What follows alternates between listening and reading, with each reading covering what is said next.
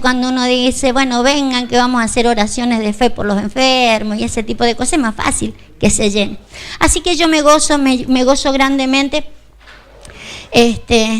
de ustedes, me gozo el crecimiento que tienen con el conocimiento de que el Señor nos va dando, y me gozo de estos 6 años. Ustedes saben, han pasado 6 años caminando. Me acuerdo con los que empezamos. Empezamos con algunos, bueno, no vamos a andar haciendo recordatorios ahora. Pero el asunto es de que comenzamos juntos y acá estamos, seguimos juntos, corriendo la buena carrera y añadiendo a otros a esta carrera, y sin cambiar la carrera, porque ya el Señor nos ha indicado la meta. Y si bien sabemos de que si tomamos una tangente por otros caminos, tendríamos otras metas y tendríamos mucha gente, pero no tendría sentido, porque la meta que el Señor nos ha trazado es una, y entonces no importa que venga mucha gente, sino que vayamos a donde Dios quiere que vayamos. Entonces yo me alegro por estos 6 años, 6 años, que podríamos decir, bíblicamente, usted sabe que tienen significado los números bíblicos tienen significado. Si le quisiéramos dar un significado, diríamos, estamos pronto a entrar al 7º, ¿sí? Salimos del 6 para entrar al 7. Y el 7 es perfección, claro. Entonces saldríamos de lo que comúnmente la Biblia le llama imperfección, ¿sí? El número 6 es número de imperfección. Entonces saldríamos de todo lo imperfecto para entrar en la gloriosa perfección. Entonces qué bueno si verdaderamente así lo lográramos, ¿sí? Que entráramos en una dimensión de lo que Dios le llama perfección, ¿sí? Usted sabe que voy a utilizar el número 6 para la prédica de esta noche, y le voy a robar un versículo a la hermana Marta. La hermana Marta, que total tienen muchos versículos ellos que estaban preparando con Miguel, ¿no? Estábamos preparando el miércoles, creo que estaban buscando algunos versículos que ellos van a utilizar en el programa con la maestra Cecilia. Ellos van a hablar del 6º año, no se pierdan ustedes el lunes el programa. Entonces, como ellos iban a hablar del 6º año, y yo estuve ahí mientras ellos buscaban, les robé un versículo, y total tiene un montón, dijo ella, ¿qué les va a hacer uno por uno? Entonces yo les robé un versículo, y desde ese versículo quiero partir, ¿sí? No se los pedí, pero bueno, ya es tarde. Segunda de Reyes 18. Quiero mirar lo que podemos hacer después del 6º año, ¿sí? Miramos con ellos esta parte, ellos tienen todo, unas cosas hermosas ahí armadas, pero está esta parte y yo profundicé por acá. 18 de Segunda de Reyes, verso 9 y 10. 9 y 10. Habla del rey Ezequías. Sí, ahora les cuento la historia. Sí, ahora les cuento más o menos la historia, pero dice así: en el 4º año del rey Ezequías, que era el año 7º de Oseas, hijo de Ela, rey de Israel, subió Salmanasar, rey de los asirios, contra Samaria y la sitió. Y la tomaron al cabo de 3 años, en el año 6º de Ezequías. Sí, eso quiero mirar. En el año 6º de Ezequías, el cual era el año 9º de Oseas, rey de Israel, fue tomada Samaria. ¿Sí? Entonces yo quiero mirar y quiero mostrarles esto. Acá lo que vemos es el reino de Dios dividido. Diga conmigo, dividido. El reino de Dios se dividió. Entonces tenían solamente dos tribus por un lado, ¿sí? Viviendo y disfrutando el reino en Jerusalén, ¿sí? En Judea, dice ahí Judea, en Judea. Y las otras 10 tribus que habían dividido el reino estaban en otro lugar, le llamaban el reino de Israel. Y la capital o el centro era Samaria. Mientras que el centro de Judea era Jerusalén, el centro de la otra tribu, las otras tribus apartadas, el reino dividido, era Samaria, ¿sí? Entonces Samaria Samaria, vendría siendo figura de la capital que divide el reino. El reino se dividió. Y mientras el reino debería haber sido en Judea, en Jerusalén, usted sabe que el centro de la voluntad de Dios es Jerusalén. El reino dividido había tenido otro centro, se hizo otro centro y era Samaria. En esta oportunidad que estaban divididos, hacía años que venían divididos y vivían distintos tiempos. En el tiempo del 6º año de Judea, del lugar donde verdaderamente estaba reinando Dios y donde tenían el reino, ¿sí? Porque era el reino de David, así que ellos venían con la bendición de Dios. Del otro lado estaban reinando allá con la capital en Samaria. Y dice que otro rey, diga otro, el rey de los asirios, ¿sí? El rey de los asirios empezó a sitiar. Usted sabe, rodear la Samaria, ¿sí? La empezó a rodear, unos cuantos años rodeándola. Y llegó el tiempo donde dijeron, la vamos a tomar. Basta de rodearla, la vamos a tomar. E iban a tomar Samaria, otro rey, ¿sí? Mientras que estos, que estaban en el centro de la voluntad de Dios, podían estar mirando de lejos en el 6º año cómo aquella otra parte del reino que estaba dividido era sitiada y tomada por un rey, los asirios. Asiria significa éxito. Puede que una parte del reino esté siendo sitiada hasta ser tomada por el éxito. Usted sabe que le llega el éxito a alguien y Dios lo pierde para siempre. Porque para que la gente se vuelva a Dios tiene que estar en la cochina miseria. Basta que la gente esté en el éxito que perdió de Dios. ¿Sí? Vale. Entonces yo lo que le quiero mostrar esto. En el 6º año está Ezequías, ¿sí? Está el rey Ezequías en Jerusalén, en el centro de la voluntad de Dios. ¿Usted cree que está en la voluntad de Dios? Si no, no estaría acá. O estaría siguiendo otra cosa. Yo si no estuviera convencida de que estoy en el centro de la voluntad de Dios, no estaría acá, estaría donde me creo que está el centro. Porque si hay un centro en otro lado, no estaría acá. ¿Sí? Y si yo creo que hay un centro de la voluntad de Dios en otro lado y estoy acá, soy un idiota. ¿Sí? Porque debería estar en el centro de la voluntad de Dios. Ahora, si yo entiendo de que el reino de Dios está dividido, ¿sí? Y pregunto, ¿está dividido Cristo? No, no puede estar dividido. El reino de Dios no puede estar dividido, ¿sí? Esto estaba dividido, pero algo hay que hacer porque el reino de Dios no puede estar dividido. Entonces, yo lo que pienso que deberíamos ir a por Samaria. Antes de que la vaya a sitiar el éxito y antes que la vaya a tomar el éxito, ¿sí? Ir nosotros a tomar Samaria. ¿Qué les parece? Sería bueno tomar Samaria.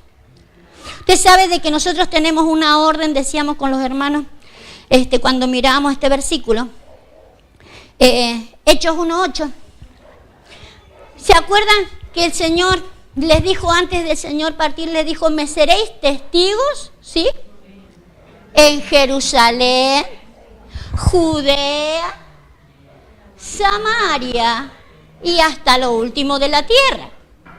Entonces, antes de ir a lo último de la tierra, tengo que pasar por Samaria. Nos conviene pasar por Samaria.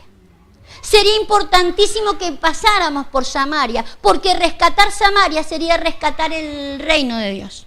Un reino que está dividido. Porque Cristo no puede estar dividido. Si somos un cuerpo, la iglesia no puede estar dividida. No puede haber un reino acá y otro reino más allá.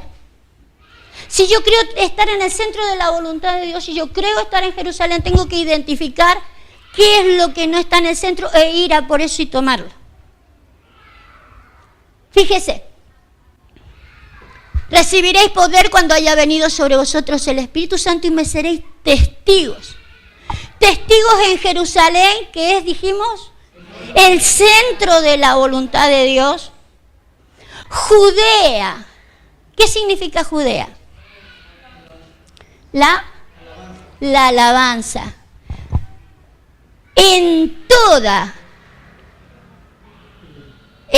Diga conmigo, en toda la alabanza. En toda la alabanza. Yo tengo que ser testigo, ¿sí? Tengo que ser testigo del centro de la voluntad de Dios y un testigo de todo lo que a alabanza se refiere, ¿sí? Yo tengo que conocer todo lo que para Dios es alabanza. Usted sabe que para la alabanza para Dios no solamente es estar aquí tocando un instrumento. Todo lo que sea alabanza. Esto es alabanza. Esto es alabanza a Dios. Tengo que tener en cuenta todo lo que es alabanza para Dios. Usted sabe que nosotros podríamos cantar hermoso y ofrendar hermoso, que si yo no me llevo bien con los hermanos, ¿eso sería alabanza a Dios? Eso no es alabanza a Dios. Todo Judea, ¿sí? Testigo en Jerusalén, en toda Judea, en Samaria, antes de llegar hasta lo último de la tierra. Entonces pasar por Samaria nos va a ser necesario. Diga conmigo, necesario pasar por Samaria. Usted sabe que el Señor Jesús dijo esas palabras. Me es necesario pasar por Samaria. Y nosotros necesitamos pasar por Samaria, ¿sí?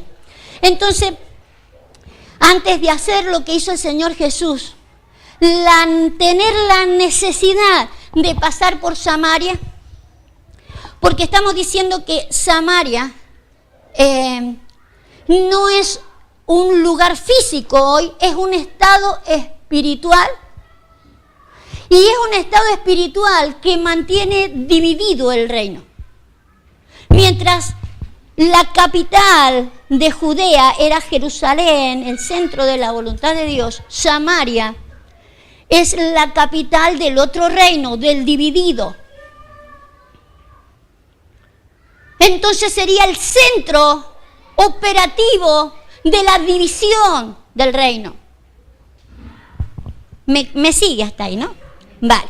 Entonces, como Jesús necesitamos pasar por Samaria, sinceramente Jesús concretó en Samaria lo que necesitamos concretar. Pero antes de ir a ver lo que hizo el Señor en Samaria, vamos a ver algunas cositas. Yo pienso que el Señor dijo, a ver, ¿qué tengo que ir a hacer a Samaria? ¿Sí? Una cosa así. Entonces, lo que vamos a ver es qué es lo que vamos a ir a hacer a Samaria, porque él en Samaria se encontró con aquella mujer, ¿se acuerda? Y ya la vamos a ver. Pero hay otras cosas que solucionar en Samaria. Algunas vamos a ver, porque hay muchas, pero vamos a ver algunas, ¿sí? Sígame con esto. Lucas 17:11, ¿sí? Vamos a ver algo que ocurrió en Samaria, ¿sí? Algo que divide reino. Yendo Jesús a Jerusalén, pasaba entre Samaria y Galilea. Al entrar en una aldea, le salieron al encuentro 10 leprosos, los cuales se pararon de lejos y alzaron la voz diciendo: Jesús, Maestro, ten misericordia de nosotros. Cuando él los vio, le dijo: Cuando él los vio, les dijo: id, mostraos a los sacerdotes. Y aconteció que mientras iban, fueron limpiados. Entonces uno de ellos, viendo que había sido sanado, volvió glorificando a Dios a gran voz y se postró en tierra a sus pies, dándole gracias. Y este era samaritano. Respondiendo Jesús dijo: ¿no son 10 los que fueron limpiados? ¿Y los 9 dónde están? Los vamos a ir a buscar, diga. Tenemos que ir a por aquellos 9. Si el Señor los limpió, era por un motivo. El motivo era no solamente que se quedaran pegados a hacer un ritual de ir a mostrarse delante de los sacerdotes y decir: mira qué limpio estoy, sino que deberían haber tenido de una manera natural, como la tuvo este número 10. Este volvió, ¿sí?, glorificando a Dios a gran voz, ¿sí?, y dándole gracias al Señor. Se postró allí para agradecerle el por qué había sido sanado. Usted sabe que el de que instintivamente, ¿sí?, haya un instinto sin que nadie me esté diciendo, vos tenés que darle gracias al Señor. El que me estén motivando, porque algunas cosas va a haber que motivarla. Por ejemplo, estos 9 va a haber que ir a motivarlos. Pero qué bueno el que solo pudo decir, Jesús me limpió. Le voy a dar gracias, ¿sí? Póngame Hebreos 12, por el 28 creo que es, 12:28. Necesitamos saber qué es una reacción de gratitud, ¿sí? Porque mucha gente dirá, hoy yo le doy gracias al Señor, pues el Señor me libró de esto. Hoy le doy gracias porque el Señor me ha limpiado. Gracias porque el Señor me ha librado de un montón de cosas. Pero fíjese lo que es una gratitud, ¿sí? Para que nosotros entendamos lo que el Señor está diciendo, ¿sí? Así que recibiendo nosotros un reino inconmovible, tengamos y mediante ella la gratitud es el medio por el cual yo le sirvo a Dios, entendiendo por qué me limpió. De los 10 leprosos, solo uno entendió el por qué fue limpiado. Esto es muy común dentro de las iglesias, el de que la gente no sepa, no se haya enterado por qué Dios lo limpió. Usted sabe que hablar de lepra, que es lo que fueron limpiados estos, hoy es símbolo del pecado del hombre, del error del hombre. Se ha preguntado el hombre, ¿por qué el Señor me sacó de los vicios, de las drogas? ¿Por qué me sacó de una mala vida? ¿Por qué restauró a mi familia? ¿Se pregunta el hombre eso? No. Como mucho puede ir a presentarse delante de un sacerdote ahí en una iglesia cada tanto, los domingos, a mostrar de que es limpio, pero se olvida del servicio. El servicio viene mediante la gratitud. El servicio viene mediante la gratitud. Entonces, una de las cosas que habrá que saber de que en Samaria se perdieron 9 leprosos. 9 que no tuvieron la gratitud correcta. A lo mejor tuvieron la gratitud de decir gloria a Dios, ¿sí? De levantar sus manos de vez en cuando y decir gloria a Dios. Pero la verdadera gratitud es la que sirve. Cuando hay gratitud hay servicio. Usted sabe que hay mucho servicio dentro de la iglesia. Y la gratitud lleva al servicio. Necesitamos saber de que el Señor Jesús siempre se quedará pensando, ¿por qué no vuelven los 9? Y está en nosotros hacer en el último tiempo, ir a buscarlos de Samaria. Porque Samaria está dividiendo el reino. Porque no, los que no sirven, usted sabe que servir hay muchas cosas para servir. La Biblia dice que las mujeres le servían a Jesús con sus bienes. El reino a veces se detiene porque hay gente que tiene economía y no está al servicio, teniendo economía. Los que no tenemos, bueno, no tenemos. Los que no tenemos, tengo que ver qué tengo. Porque el Señor por algo me limpió, para que yo sirva. La gratitud me tiene que hacer limpiar y es para servir en el reino. Si yo no sirvo en el reino, estoy deteniendo el reino. Si detengo el reino, estoy dividiendo el reino. Los 9 se quedaron en Samaria. Va a haber que ir a sitiar Samaria para tomarla. Porque el Señor Jesús dice, si ustedes no pasan por Samaria, no van a poder alcanzar lo último de la tierra. Tenemos que pasar por Samaria, sí o sí, pero tenemos que saber qué es lo que hay en Samaria, ¿sí? Estamos hablando de que es un estado espiritual, no es un lugar físico, pero antes de llegar hasta lo último de la tierra tendré que pasar por Samaria. Vamos a ir al libro de los Hechos. En el libro de los Hechos encontramos algo que pasó en Samaria. Hechos 8. Fíjese, antes de ir a ver al Señor Jesús en Samaria, 8:1 dice, y Saulo, ¿se acuerda quién era Saulo? Pablo. Pablito era Saulo. Consentía en su muerte, en la muerte de Esteban. ¿Sí? Saulo consentía en la muerte de Esteban y en aquel día hubo una gran persecución contra la iglesia que estaba en Jerusalén. Y todos fueron esparcidos por toda la tierra, en Judea y en Samaria, menos los apóstoles. Fueron los únicos que no fueron esparcidos a causa de la muerte de Esteban, ¿sí? Pero junto con la muerte de Esteban, lo que encontramos allí es a un Saulo, antes de ser un Pablo. Antes de ser Pablo, antes de ser el apóstol Pablo, este hombre era un Saulo que hizo unos desquicios, ¿sí? Dentro de todos los desquicios que hizo, fue consentir, póngame el 1, consentir en la muerte de Esteban, ¿sí? Ese fue uno de los errores de Saulo, consentir en la muerte de un hombre que estaba predicando el evangelio, ¿sí? Esteban era un diácono que se metió a predicar en medio de una cantidad de gente que no le correspondía hacerlo, diría nuestro apóstol Alberto. Hay cosas que no podemos hacerlas cuando no tenemos las dimensiones suficientes. Cuando somos diáconos no estamos preparados con la palabra suficientemente como para ponernos a discutir en cierto lugar. Entonces, por eso mucha gente se ha muerto en esa calidad, no muerto físicamente, estoy hablando de haber muerto espiritualmente, ¿sí?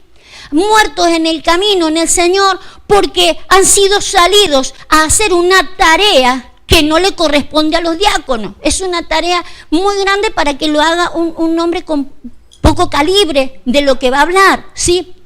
Pero el que consentía en esta muerte, ¿sí?, es uno que después se transformó en un apóstol cuando vio la luz del Señor.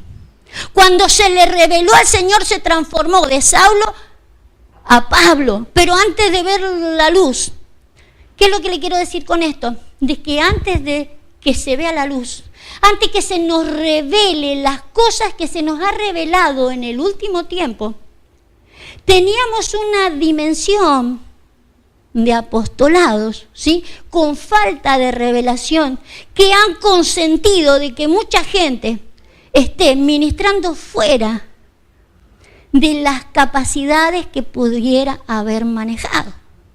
Mucha gente se ha muerto en el camino. Uno puede ver muertos pastores, evangelistas, maestros, y uno dice, ¿por qué se murió en el camino cuando la Biblia dice que el Señor los guarda? Porque han estado fuera de aquellas cosas que el Señor tenía la facultad para hacerlo. Eso, lo que maneja eso es un apóstol con revelación, traerá un orden, ¿sí?, dentro de la iglesia y verá que hay algunos que no pueden hacer ciertas cosas, ¿sí? Ahora, quiero mostrarle esto. Esto hizo de que algunos se fueran a Samaria, ¿sí? Algunos se fueron a Judea, otros se fueron a Samaria. Y dice, hombres piadosos llevaron a enterrar a Esteban, hicieron gran llanto con él. Verso 3, Saulo asolaba las iglesias entrando en las casas. Vamos a pasar un poquito más adelante. Verso 4, pero los que fueron esparcidos iban por todas partes anunciando el evangelio, ¿sí? Entonces, fíjese, por un lado tenemos algo que podríamos haber dicho, qué malas reacciones a veces el no saber con revelación, con luz, cómo manejar una iglesia, cómo ordenarla una iglesia, cómo decirle a ciertos hombres que no están en la calidad todavía de meterse a hacer algunos trabajos, decir, no, hermano, usted todavía es un diácono, todavía no puede meterse a hacer una obra que la tiene que hacer un evangelista o la puede hacer un apóstol, pero no usted, ¿sí?, que terminan muertos espiritualmente. Pero lo beneficioso de esto, que hubo una gran expansión, dice ahí, ¿sí?, fueron y corrieron para todos lados, y eso hicieron de que, porque dice la Biblia, todas las cosas ayudan a bien, ¿sí? Y esto ayudó a bien. Dice, pero los que fueron esparcidos iban por todas partes anunciando el evangelio, ¿sí? Entonces anunciaron el evangelio en Samaria. Dice, entonces Felipe descendió a las ciudades de Samaria y les predicaba a Cristo. Felipe es un hombre que es evangelista, dice la palabra. Fíjese qué es lo que hacía él. Léame lo que él hacía. ¿Qué hizo en Samaria? ¿Predicaba qué? ¿Y los otros qué hacían? Hay una diferencia entre anunciar el evangelio y predicar a Cristo. Anunciar las buenas nuevas es decirle a la persona, hay solución para vos, vos estás enferma, Dios te puede sanar, ¿sí? Eso es traerle buenas nuevas a la gente. Pero ¿sabe lo que hacía el evangelista? A Cristo.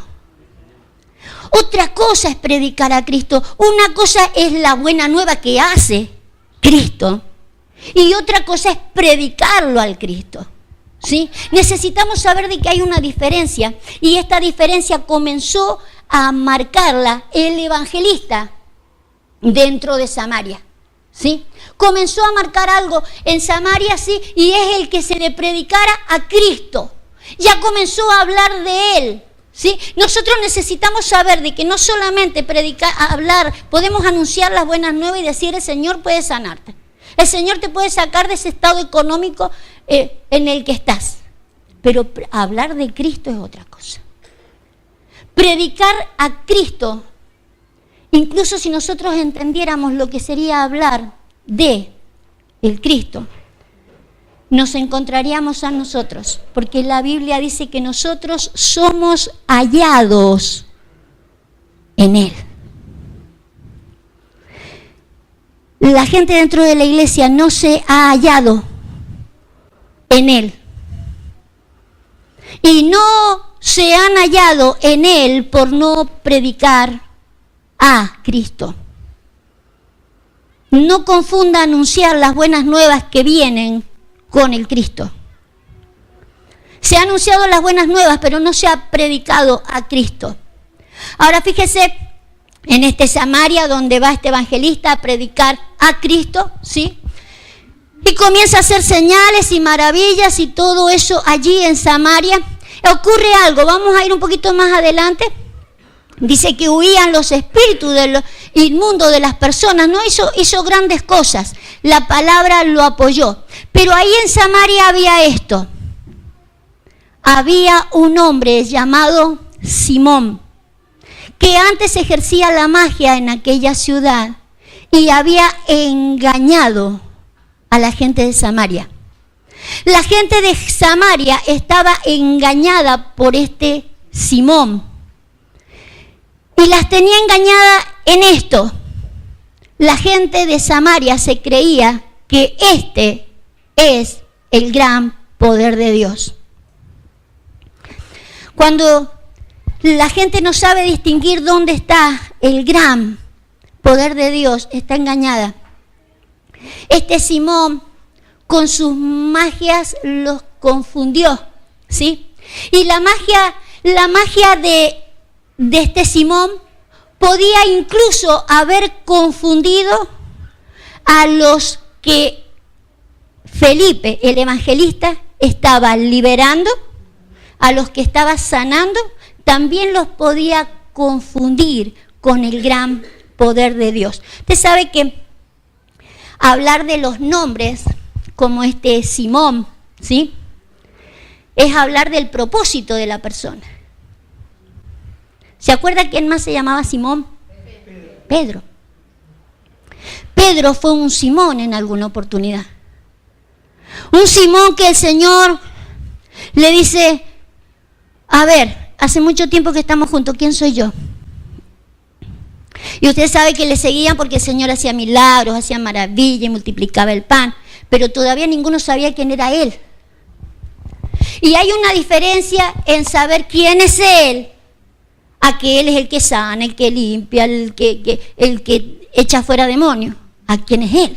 Él se les plantea, ustedes conocen aquella ocasión donde el Señor les dice, ¿quién soy yo?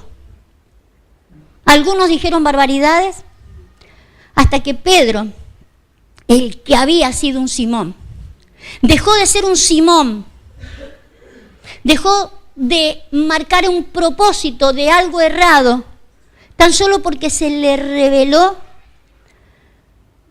que él era el Cristo, ¿sí? Y donde si él no reconocía de que él era el Cristo, tampoco iba Pedro a saber quién era él. Él hubiera seguido si eso no hubiera ocurrido, que es imposible, ¿no? Pero si eso no hubiera ocurrido, Pedro hubiera sido toda la vida un Simón, ¿sí? Toda la vida un Simón. Y lo que dijo el Señor Jesús, Jesús dijo: tú dices que yo soy el Cristo, yo te digo, tú eres Pedro. Le cambia el nombre y le dijo: sobre esta roca vamos a edificar la iglesia. Si eso no hubiera ocurrido, no se puede edificar iglesia. La iglesia está edificada ante un reconocimiento. Antes de ese reconocimiento no se podía edificar iglesia. Antes de ese reconocimiento, Pedro era un triste Simón que solamente valoraba la habilidad del Señor, cómo sanaba, cómo echaba fuera demonios, cómo cuántas cosas hacía, pero no hubieran podido edificar iglesia nunca. La iglesia se edifica no porque alguien dice: mira cómo echan fuera demonios allá. La iglesia se edifica sobre un reconocimiento de quién es Él y quién soy yo. Porque Pedro se reconoció quién era Él cuando Jesús le dijo: vos sos Pedro. Vos no sos Simón. Vos no podés ser nunca más un Simón. Vos tenés que ser una piedra. Vos tenés que ser una piedra de edificación. Sobre este reconocimiento dejarás de ser. La Biblia dice que, o los diccionarios dicen que Simón, dicen que es un junco. Un junco que se mueve para allá. Usted sabe que hay una diferencia entre un junco que va para allá, viene para acá, sí soy, no sé qué haré. Hacer una piedra de fundamento firme. Entonces cambiarle el propósito a Pedro fue importante. Pero fíjese, si este hombre lo que hacía era confundir a la gente de Samaria con que este es el gran poder de Dios. El hombre hacía también milagros, ¿sí? Hacía milagros y se podía confundir de que ese era el gran poder de Dios. Búsquenme, a ver si lo tengo por acá.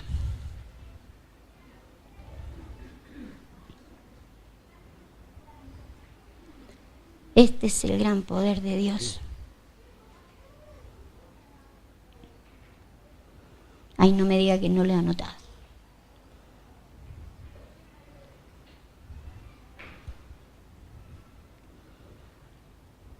A ver, Marcos 12:24, a ver si es ese.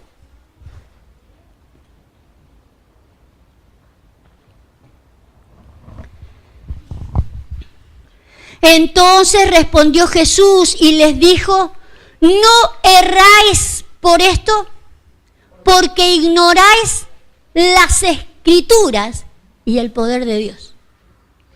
Fíjese aquella gente, si toda Samaria confundida, diciendo: este es el gran poder de Dios. Toda una Samaria confundida de dónde estaba el poder de Dios, en los milagros, en las cosas que hacía este Simón.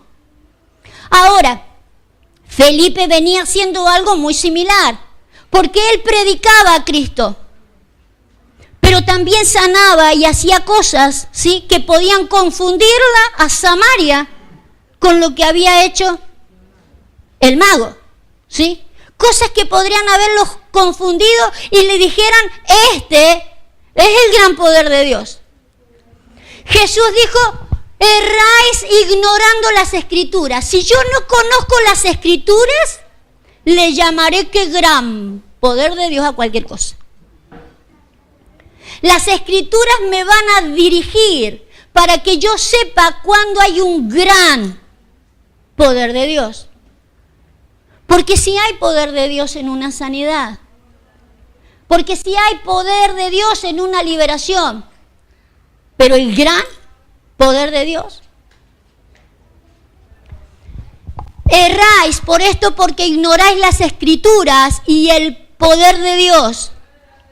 Porque cuando resuciten, fíjese de lo que está hablando el Señor Jesús, pero cuando resuciten de los muertos, ni se casarán ni se darán en casamiento, sino serán como los ángeles que están en los cielos. Jesús está hablando de una resurrección.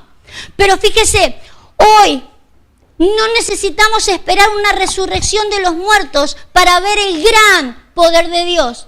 El gran poder de Dios está en una vida resucitada. El gran poder de Dios no es que a mí Dios me sane de un mal, de un cáncer me puede sanar. El gran poder es que a mí me cambie la vida, que a mí me resucite en una vida nueva. Ahí está el gran poder de Dios. Que yo sea resucitada como una persona como esta. Dice, cuando resuciten, dice el Señor Jesús, dice, serán como los ángeles. Los ángeles viven solamente para el servicio de Dios. No tienen otra calidad de por qué vivir que no sea el servicio al Señor. Saben que el motivo por el cual fueron creados es servirle al Señor. Por eso el Señor dijo, serán como. No dijo que fueran ángeles. Como los ángeles. El servirle al Señor será la prioridad en ellos. Como los ángeles. ¿Sabes que fueron creados solamente para el servicio al Señor? El Señor dijo, ahí está el gran poder de Dios. Y ustedes no saben hablar de resurrección porque desconocen las escrituras. Una de las cosas que desconoce Samaria es las escrituras. Cuando se desconocen las escrituras, nosotros le llamamos, ¡qué gran poder de Dios! Cualquier cosa. Usted levante un muerto físico y le aseguro ahí no está el gran poder de Dios. Porque el gran poder de Dios está en la transformación de una persona que se vuelca a reconocer que para qué ha sido llamada. Se transforma de un llamado en un escogido que sabe que el cielo es su prioridad. Que el reino de los cielos es su prioridad. Allí está el gran poder de Dios. Pero si no conocemos las escrituras, Samaria no conocía las escrituras. Samaria no conoce las escrituras y por eso a cualquier cosa le llama qué gran poder de Dios. Pero los que han estado en Jerusalén, el que conoce el centro de la voluntad de Dios, el que conoce Judea ya sabe todo lo que es una alabanza para Dios. Porque eso es una alabanza para Dios. El de haber cambiado mi estilo de vida para servirle a Dios. Eso es una alabanza.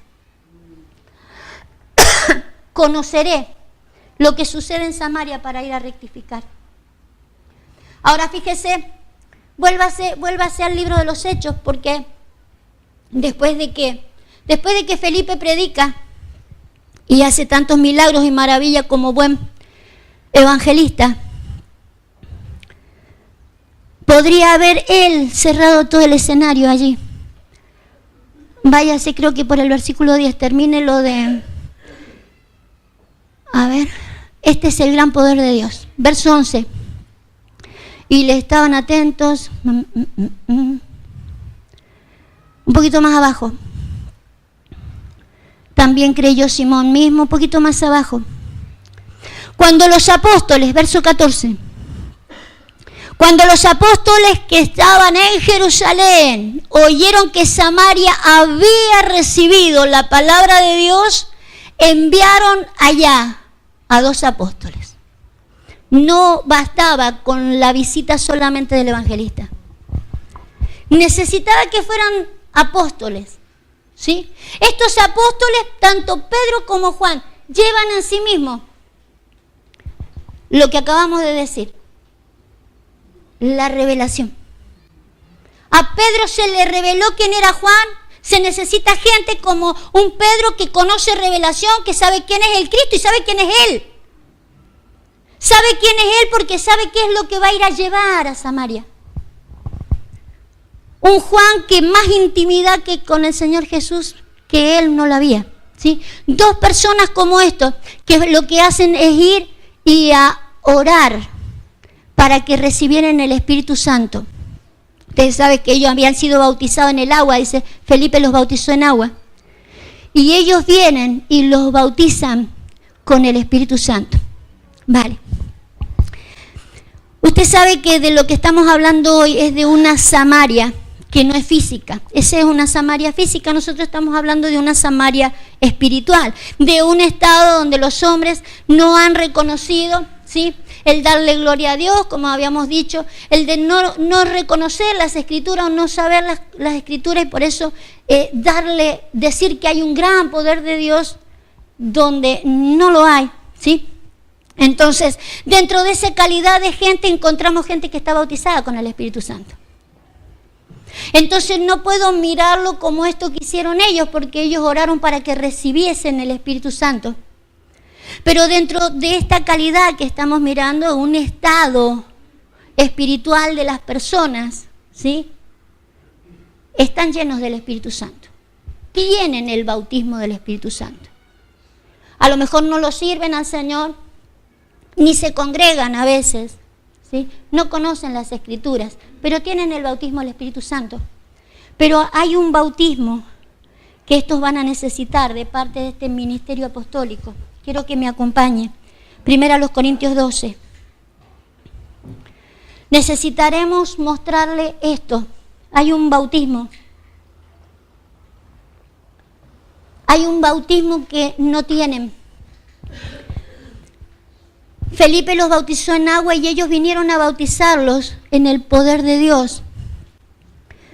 Pero necesitamos saber que la Samaria de hoy necesita este bautismo. Dije 12, 13.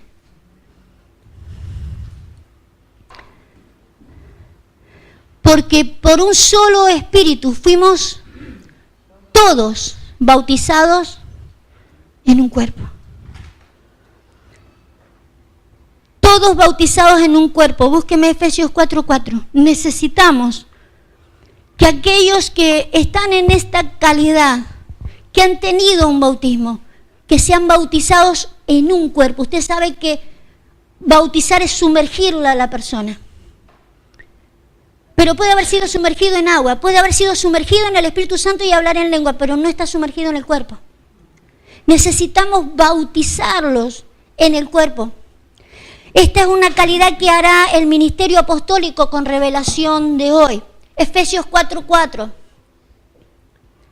Solícitos en guardar la unidad del Espíritu, un cuerpo, un espíritu, como fuisteis también llamado a una misma esperanza de vuestra vocación.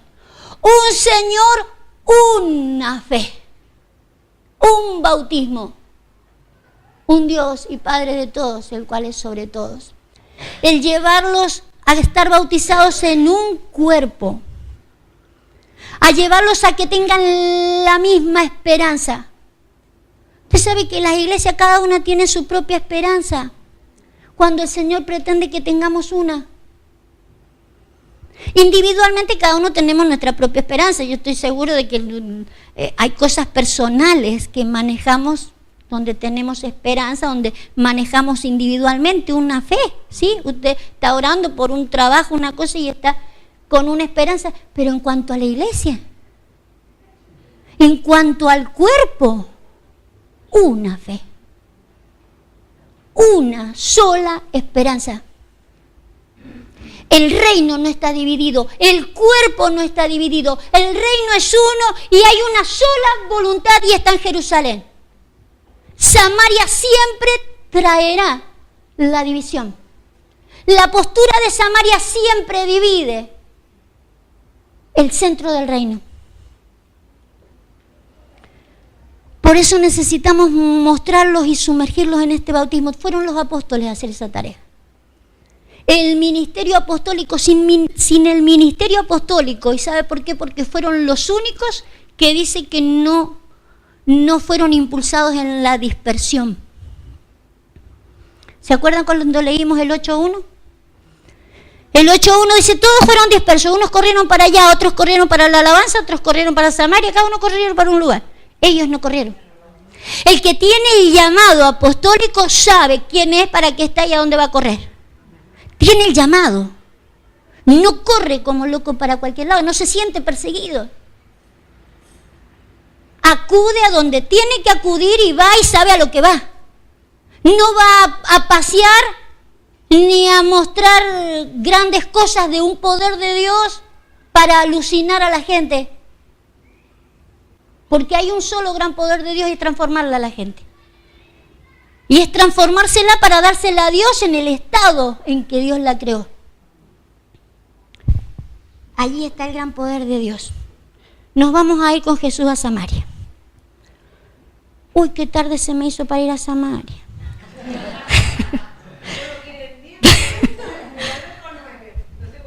Más difícil que ir a Jerez. A ver si podemos ir corriendo a Samaria. Vamos corriendo a Samaria. Juan 4:4. Jesús dijo, me es necesario pasar por Samaria. Si nosotros no entendemos de que el reino está dividido y es por culpa de lo que sucede en Samaria, tenemos que pasar por Samaria sí o sí. En Samaria encontramos, vamos a tratar de resumir. En Samaria encontramos una mujer. ¿Se acuerda el estado de esta mujer? 5 maridos has tenido y el que tenés no es tu marido. No está hablando de una señora dentro de la iglesia, está hablando de la iglesia.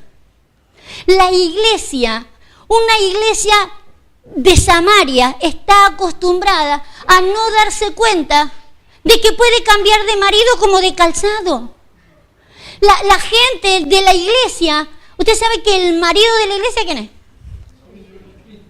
De la iglesia es Cristo, pero de una iglesia...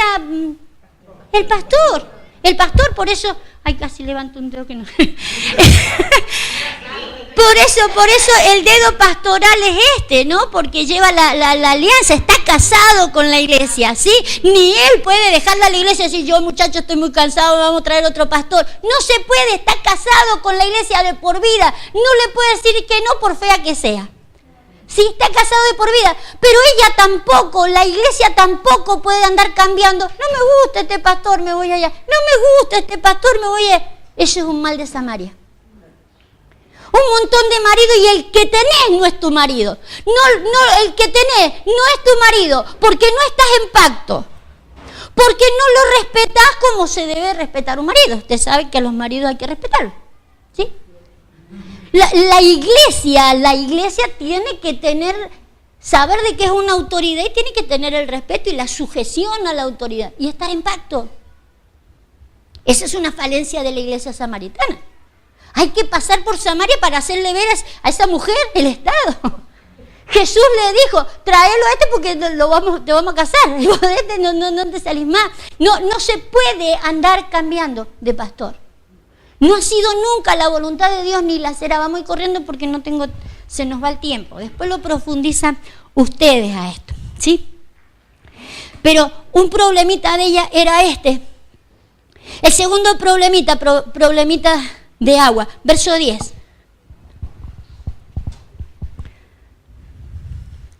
Usted sabe de que él tenía sed, ¿sí? Él le dijo, dame de beber. En realidad, verdaderamente él tenía sed, ¿sí? Necesitamos saber que mientras estamos en la tierra hay necesidades, ¿sí? Hay necesidades. Él tuvo esa necesidad y tenemos que reconocer que mientras estemos en la tierra hay necesidades, pero tenemos que aprender a diferenciar las cosas. Fíjese, 4:10. Respondió Jesús y le dijo, si conocieras el don de Dios y quién es el que te dice, dame de beber, tú le pedirías y él te daría agua viva, ¿sí?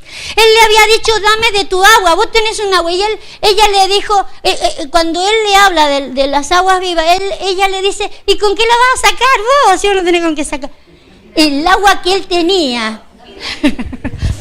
Ella tenía un cántaro para sacar el agua. Ella para sacar el agua que ella manejaba tenía un cántaro que se le podía romper en el trayecto de su vida, un cántaro que se le podía desparramar lo que ella tenía, pero el agua que él tenía no la portaba en un cántaro que se rompe.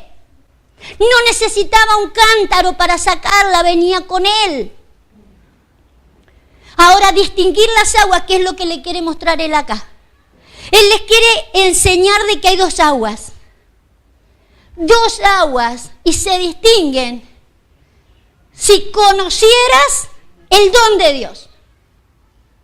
Si conocieras el don de Dios, reconocerías que vos portás un agua y que yo porto otra. Si reconocieras el don de Dios, sabrías que vos manejás un agua que yo necesito. Hoy tengo sed. Necesito del agua que vos tenés. Pero si yo te doy de mi agua, no vas a tener sed nunca más. Búsqueme Romanos. Diga, antes de que se vaya de ahí, si conociera el don de Dios. Romanos 12, 5 al 8. Necesito reconocer el don de Dios. Si yo no reconozco el don de Dios, no voy a saber distinguir las aguas.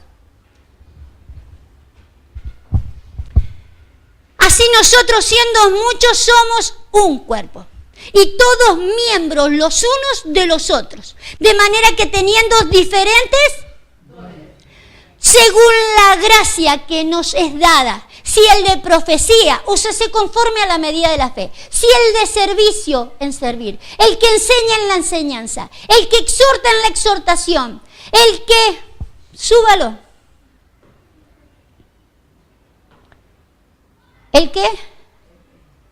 El que reparte con liberalidad. Póngame la BLA o la B de... alguna B de ahí. A ver, la BAD, una que traiga más luz al verso 8. Nosotros tenemos diferentes dones, ¿sí? Si el de prestar un servicio, que lo preste. Si el de enseñar, que enseñe. Si el de animar a otros, que lo anime. Y si es el de socorrer a los necesitados con generosidad, que dé con generosidad.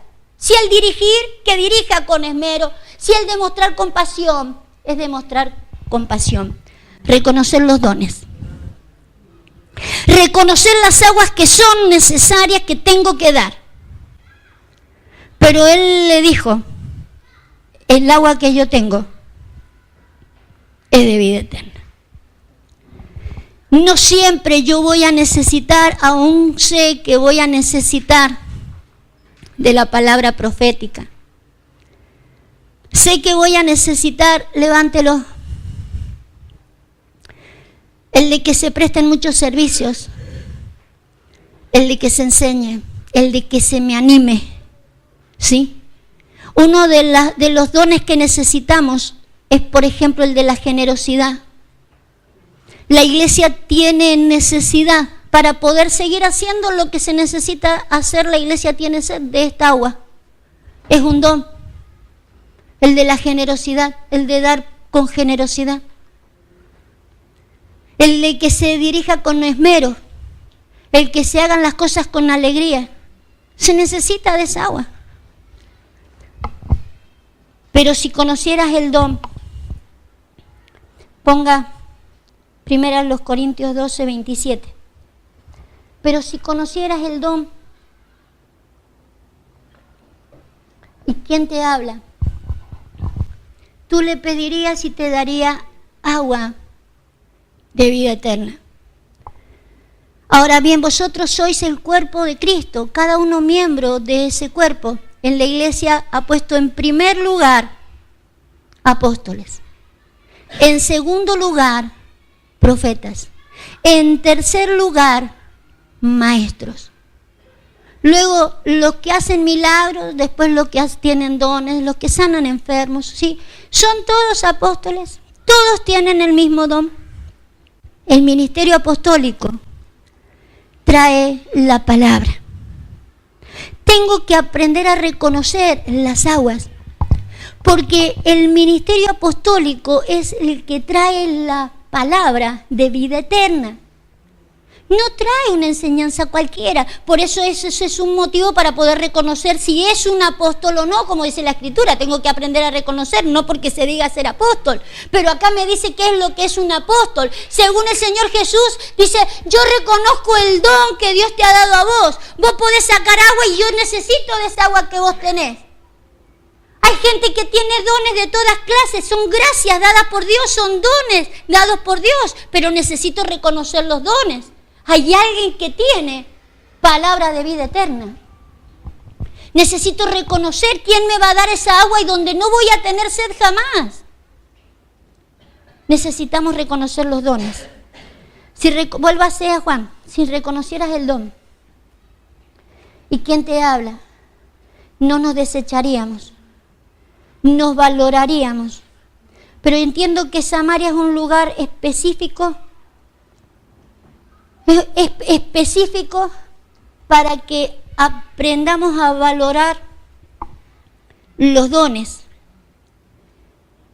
Y es un lugar específico para reconocer adoración. Usted sabe que uno de los problemas, ella no solo no conoce el don, ella no conoce el don, mucha iglesia no conoce el don apostólico.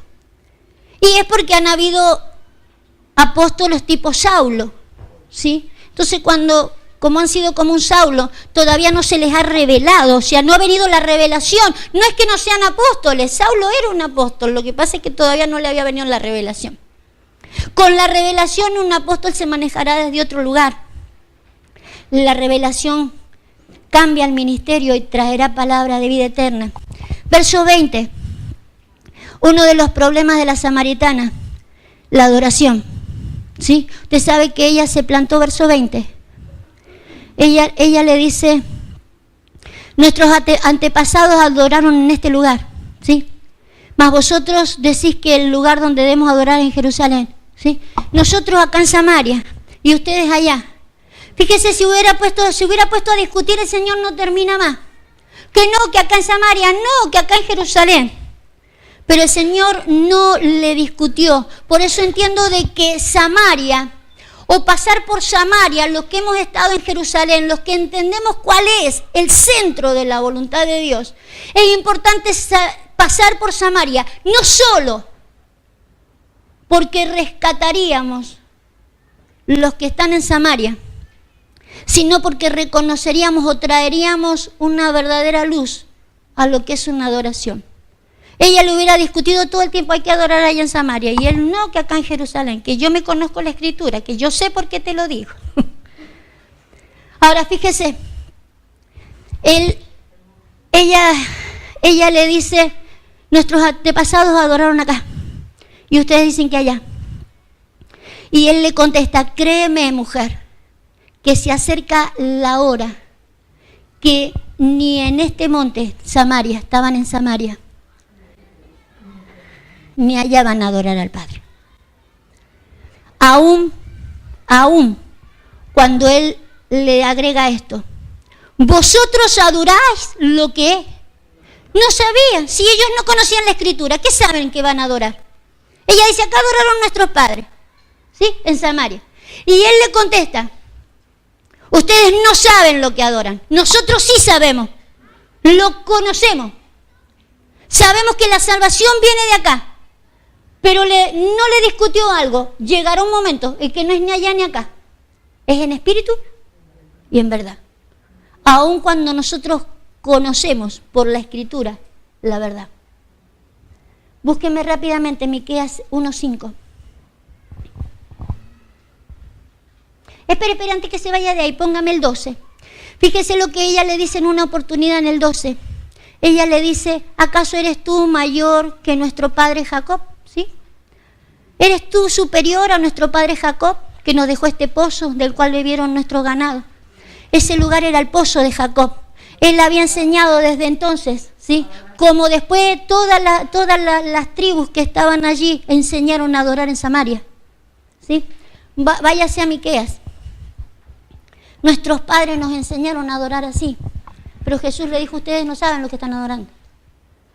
Nosotros sí sabemos. Tenemos las Escrituras y sabemos por qué adoramos. Y ella le dice, ¿que eres tú mayor que Jacob? No solo mayor que Jacob, soy mayor que Abraham y soy mayor que Adán. Antes de que el mundo fuese, yo soy. Entonces lo que él le trae no era discutible. No era ninguno que vino después de él. Sí, acá adoró Jacob.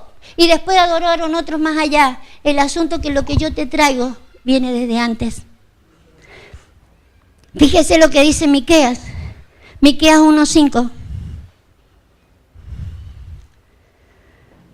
Y toda esta transgresión de Jacob, y todo esto por la transgresión de Jacob, por los pecados del pueblo de Israel, ¿acaso no representa Samaria la transgresión de Jacob?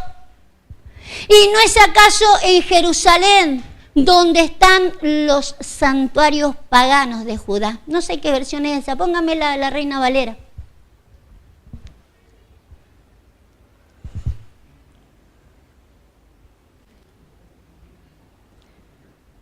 Y después puede poner... miremos la Reina Valera nomás. Todo esto por la rebelión de Jacob, por los pecados de la casa de Israel. Sí, habían hecho las tribus allá, habían hecho el reino allá. ¿Cuál es la rebelión de Jacob? No es Samaria. Pero ¿cuáles son los lugares altos de Judá? No es Jerusalén. El de Jesús le contesta de que desde Jerusalén saldría la salvación, porque ellos conocían la verdad, y una verdad que tenía fundamento estaba en la Escritura. Dice, ustedes adoran lo que no saben. Nosotros sí sabemos lo que adoramos, porque tenemos la Escritura. Porque nosotros sabemos lo que estamos adorando porque lo tenemos escrito. Pero le dice una cosa, va a llegar un momento que ni aquí ni allá. Porque el decir yo tengo la verdad, porque yo conozco la Biblia, porque yo veo que acá lo tengo escrito, yo veo que son así, también sería un error. Porque el Señor dijo, va a llegar la hora, y ahora es cuando los verdaderos adorarán en espíritu. No hay contienda en esto. No es acá, allá, nosotros lo conocemos, yo la tengo. Es en espíritu y en una verdad que si bien está avalada con las Escrituras, por eso Jesús le dijo, ustedes no saben lo que adoran, nosotros sí sabemos, porque está escrito. Pero no solo porque está escrito, esta verdad es una verdad eterna. Es una verdad que viene antes de Jacob, antes de Jerusalén, antes de que esto fuera escrito. Lo que nosotros hablamos no es desde que lo escribieron, lo manejamos y es lo que predicamos. Lo que manejamos es antes de que el mundo fuera. La verdad que trajo Jesús y una administración del Espíritu que fue la que trajo Jesús. Palabras de vida eterna. No ni desde Jacob, ni desde Abraham, ni desde Moisés. De vida eterna. De vida eterna.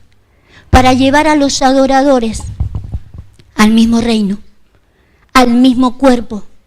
Estar bautizados todos en el mismo cuerpo. Estar bautizados todos en un mismo espíritu. El espíritu en el que tenemos que estar sumergidos. No tenemos tiempo para mirar mucho más, pero el espíritu en el que tenemos que estar sumergidos está en Isaías 11:2. Felipe hacía que se huyeran los espíritus inmundos, como es lo que tiene que hacer un evangelista ahora. Pero lo que hace un ministerio apostólico es que vengan espíritus. Póngalo ya que está ahí. Ahí está. Reposará sobre él el espíritu de Jehová.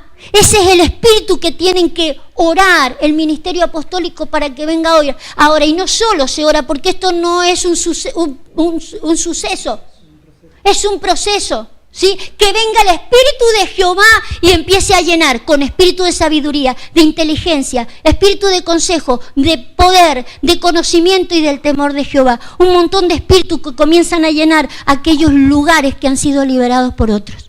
¿Sí? Para adorar todos en un mismo espíritu, con un mismo sentir, para que ya no estemos divididos ni decir es acá, es allá. El sábado hablábamos de que el mandamiento que el Señor nos ha dado es el mandamiento desde el principio. Esto se recibe en el Espíritu y se ministra en el Espíritu. Vamos a orar. Vamos a orar porque necesitamos pasar por Samaria. Estamos en el 6º año.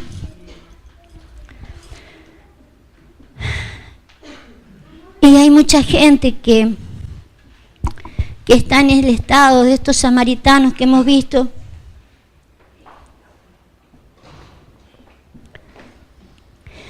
Y el problema que yo veía que cuando los empieza a sitiar el éxito, cuando empiezan a ver de que son muchos, que hay muchos milagros, comienzan a cerrarse y se apodera de ellos el éxito. Tenemos que apurarnos y apoderarnos de ellos lo antes posible. Padre, te alabamos en este tiempo, en esta hora. Gracias por los tiempos que estamos viviendo. Gracias por mostrarnos, Señor, lo que se vive en Jerusalén. Gracias, Señor, por revelarnos, Padre de la gloria, lo que es haber pisado toda Judea. Lo que es habernos paseado por toda Judea. Pero ahora nos es necesario pasar por Samaria. Porque necesitaremos reconocer, Señor, en ese sitio, de que es más que una verdad la que estoy portando. No vamos a hacer de esa verdad una idolatría. No vamos a hacer de las cosas escritas una idolatría. Tengo una verdad que ha cambiado mi vida. Tengo una verdad que ha resucitado mi vida. Tengo una verdad que me ha llevado a entender reino y a manifestar reino.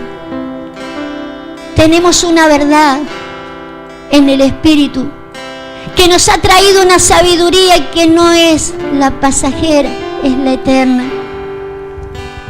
Donde podemos ir a pisar esos terrenos donde hay personas que fueron libres, pero no vinieron a darle gracias al Señor. Señor, todo lo que no te sirven con gratitud, todos los que no los han motivado la gratitud para servirte. Señor, necesitamos ir por todos aquellos que como aquella samaritana, oh Dios, cambian de marido, no sabiendo, Dios, que tú quieres que haya un solo hombre de por vida con ellos. Una verdad, Señor, que la hemos conocido ahora, pero no solo que la hemos conocido porque está en las Escrituras. Una verdad, Señor, que ha sido improntada en el Espíritu. Que entendemos, Señor, que esto estaba marcado desde antes de que el mundo fuese, de que estas cosas sucedieran así. Pero te damos gracias, Señor, por la dispersión. Porque gracias a esa dispersión, Señor, el Evangelio ha sido anunciado. Gracias porque por todos lados se ha anunciado el Evangelio. Pero ahora predicaremos al Cristo. Y ahora, Señor, marcaremos el bautismo del Espíritu que nos unirá a un solo cuerpo, manejados por estos 7 espíritus tuyos, Dios, que reinará en medio de tu iglesia. Señor, gracias por la revelación que nos hará ver y nos hará mostrar los dones que manejamos para poder apreciar tu palabra, para poder apreciar lo más glorioso, Señor, que hay entre los dones, y es tu palabra. Yo bendigo esta iglesia, Señor, porque todo figurativamente lo vimos en derredor de los 6 años. Pero Padre, yo creo en ti y yo sé, Señor, que estamos en calidad de poder tener esta necesidad de pasar por Samaria y pisar Samaria y sitiar Samaria, Señor, con la habilidad que tú rodeaste, Señor, a aquella mujer. La habilidad que tú te moviste en derredor de ella, Señor, hasta poseerla. El demostrar la diferencia de las aguas. Danos esta gracia, Dios amado, para saber pasar por Samaria. En el nombre de Jesús. Amén. Y amén. Gloria a Dios. Gracias, papá. Gracias, Rey.